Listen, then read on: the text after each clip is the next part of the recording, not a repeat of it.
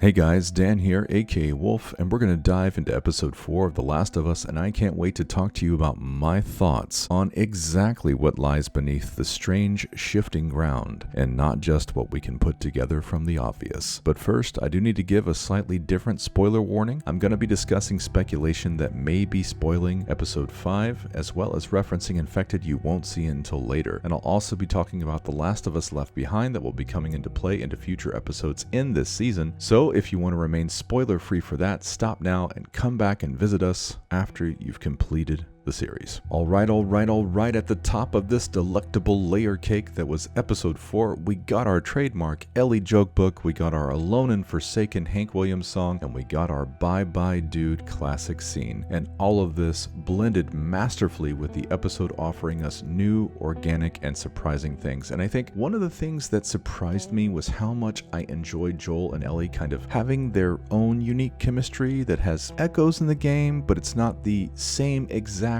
relationship, certainly not note for note, whereas video game Joel is much more harsh and critical with Ellie at this point in their relationship. I'm glad I didn't get my head blown off by a goddamn kid. In the show, Joel is immediately compassionate and sympathetic when she has to shoot someone, and it's great to see this side of Joel, this warmth coming out of him, maybe this echoes of him being a father. And again, this isn't a criticism of video game Joel. Obviously, I love that Joel, and I love him a lot. Much like in my A Tale of Two Bills video, I love and appreciate that now as superfans we have both of these compelling versions. You know, they overlap in certain areas and share values where they need to, while having room to also, be something fresh and new. We also have to understand that this Joel has far less time for his relationship to develop with Ellie than in the video game when you compare the game's average 16-hour runtime to the show's mere 10 episodes, some of which will not focus on Joel and Ellie's relationship. But it's great to see Pedro and Bella's performances together, and what a delight for all of us to get scenes with Ellie's trademark joke book, and you can see in her eyes that she just loves annoying the hell out of him, but he also secretly loves it too. And this tender scene with them where Joel can't hold back his laughing certainly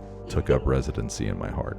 Turning to some of the more darker stuff, when Ellie says that it wasn't her first time to have to shoot someone, spoiler alert, but I suspect, as I'm sure many of us did, that she may in fact be referring to Riley. What exactly happens to Riley before Ellie realizes that she is immune and not turning is not something we actually get to see after the tragic ending of Left Behind. Instead, we are left to wonder what happens when they make their death pact for their poetic ending together. The fact that Craig and Neil are probably going to explore what exactly happened, how Ellie experienced it and escaped the mall, is gut-wrenching to think about. And getting back to the "it wasn't my first time" comment from Ellie, as hard as it is to watch, I did love seeing how the show explored this more honest and kind of stomach-turning realism of someone crying and begging for their life before being killed. And I did nod at the detail of Joel using the knife off camera to kill him instead of wasting the valuable material of a bullet, which is something I covered in my Realism in The Last of Us essay, which you can check out in the link above. Alright guys, 3 words. Jeffrey Pierce.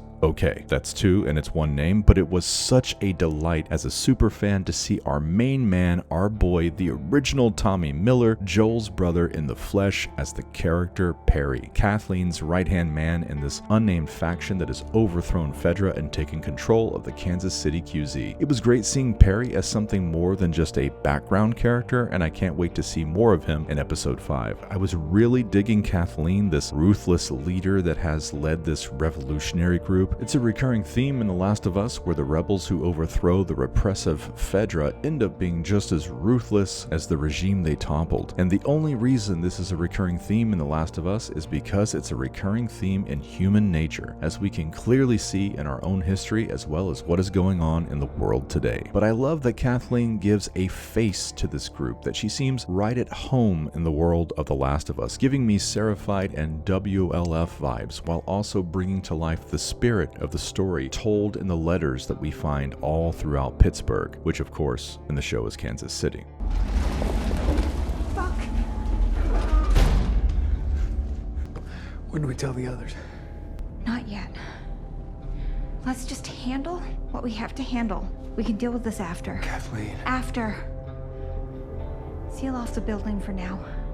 So this is very fucking interesting. So for the uninitiated, whatever Perry and Kathleen are observing, this depression in the ground that is rippling and pulsating, whatever that is, it is not something that is lore from the video game, and that's why it is so exciting. Because they recognize it and seem very concerned, it's safe to assume that this is both something very serious and most likely cordyceps related. Now, minor spoiler, it is safe to put together from trailers to say little from what you encounter in this portion of the game that audiences will get to see their first form of infected called a bloater. In the video games, bloaters are large, very old, hard to kill infected that have been locked away in various places for long periods of time. But what Perry and Kathleen are observing is not something we would ordinarily associate with a bloater. So my speculation is that episode 5 is going to hit us with some awesome new lore that incorporates bloaters into the cordyceps mycelium network in some kind of creative fashion that we didn't see coming. The fact that Perry and Kathleen recognize the shifting of ground means this is something that veteran survivors encounter from time to time, and it's going to be fascinating to see how bloaters come into play with the superorganism side of cordyceps. My suspicion is that this is actually the heart of the mycelium cordyceps network in this region, or the core, if you will. The fact that it's pulsating even reminds you of a heartbeat. This is also probably where one or more bloaters live as something that would protect the heart from being burned or bombed by humans as sort of a security response system. The bloater is the big bodyguard that protects the heart, if you will, which, if true,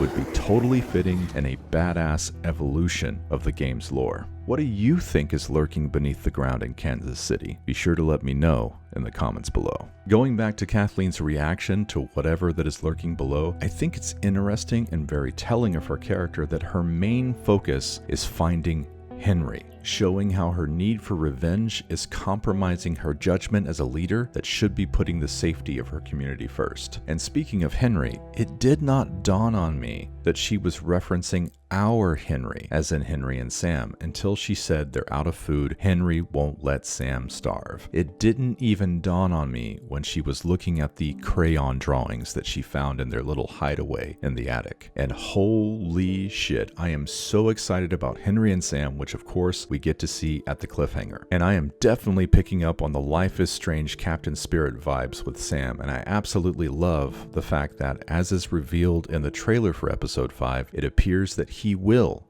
be a deaf character. And I'm really happy about this form of representation. You know, deaf people all over the world are going to be able to see themselves reflected in a very popular mainstream show. And not just deaf people, but family members of deaf people who learn to sign so that they can communicate with their loved ones will be reflected, will see themselves and their kind of relationship that they have with their deaf loved one. They're going to be able to experience and see that reflection in Henry, most likely, the unique experience of protecting a deaf loved one from the perils of the world, which I guess we'll have to wait until Friday to see exactly how their relationship is going to play out, which, public service announcement, episode 5 will be airing Friday night, allegedly so as not to compete with the Super Bowl, so don't forget to check that out early. Well, that's all I have to say for now, friends. Until next time, I will catch you in the wilderness of the mental.